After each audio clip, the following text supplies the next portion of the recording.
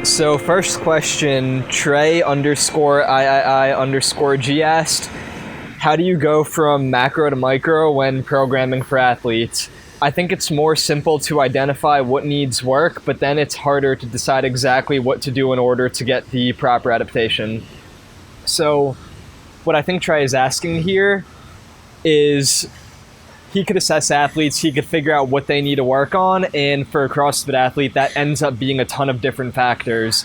Some of them are foundational training components, some of them are sport-specific, and it sounds like he's having trouble kind of bridging the gap from that or deciding where to start and where to end, because you need to pick somewhere to start with each training cycle.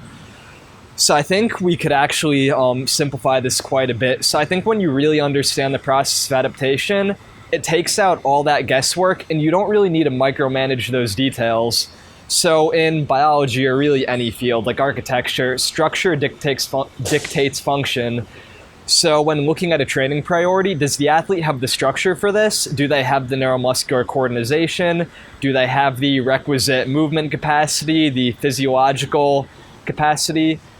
If they don't, that's where you start. If they already have that structure, then you could start working on function.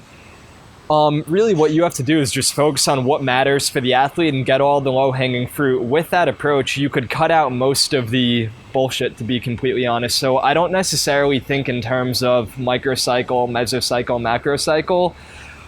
I use more of a fluid approach where the results from each training block inform the next training block. I don't necessarily statically program anything beforehand. That's contrast to the traditional block periodization structure, where we start with a block where, say, we're doing accumulation training, and then intensification training, and then we're doing peaking training. The reason I don't follow that type of approach is it doesn't really reflect our contemporary views on adaptation or how our bodies adapt to training, and the basis of it also doesn't really hold solid ground. So I actually heard a pretty cool analogy for this recently that I like. If I took an athlete and I put them in a country right now, and they're in that country for 3 weeks, and then I put them in another country for 3 weeks, and another country, they're never going to adapt their lifestyle to any of those environments, and their training is probably going to go to shit over that period. The same logic really does hold true for training. If you're always just jumping ship every 3 weeks, you're never creating a static environment for the organism to program. And when you look at periodization literature, that traditional block approach actually comes from economic and social planning books from pre-Soviet Russia. So the entire foundation of that, the precepts, they don't really make sense in modern day. They don't have a biological basis.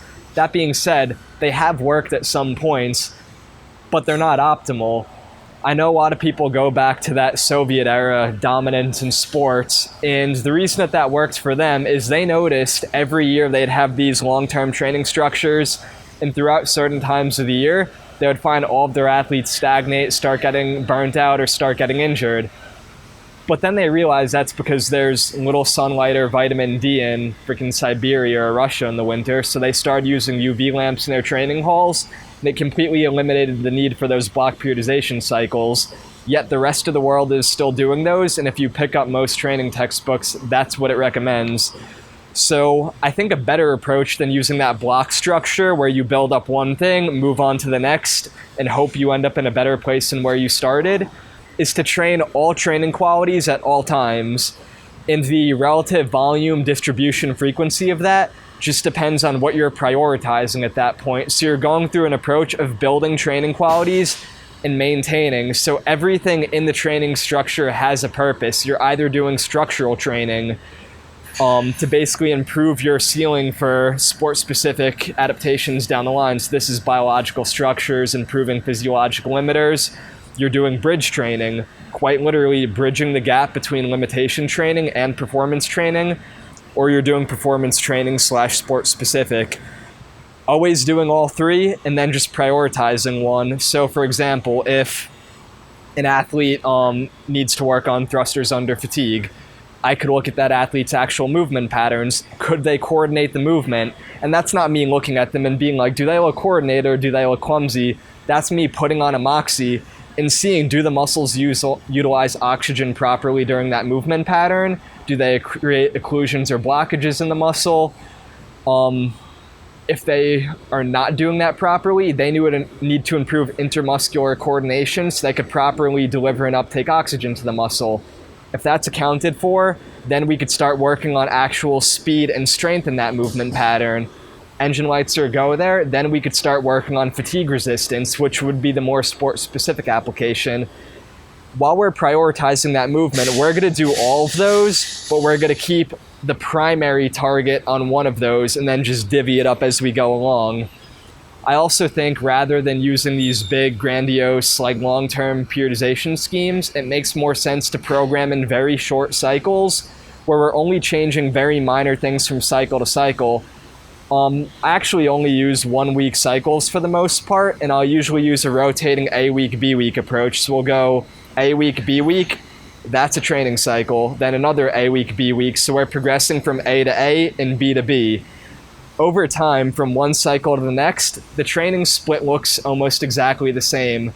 Even from 1 to 2 to 3 cycles, an athlete probably can't really discern that we're even in a different training cycle, but over the course of months, that training landscape that they're in begins to change drastically.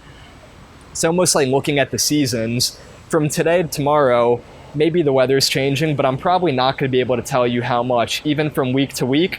But right now in Atlanta, Georgia, it's 80 degrees out. If we go 6 months from now, it'll probably be closer to 50. I can't pinpoint any specific time when that change occurred, but over a long time period, you know it did. That's really how training should be. You should never jump volume, intensity, density, or create these crazy changes in your training structure. Everything should be gradual and fluid, so you can't discern those changes because that's more reflective of how our physiological systems actually cope and adapt to training.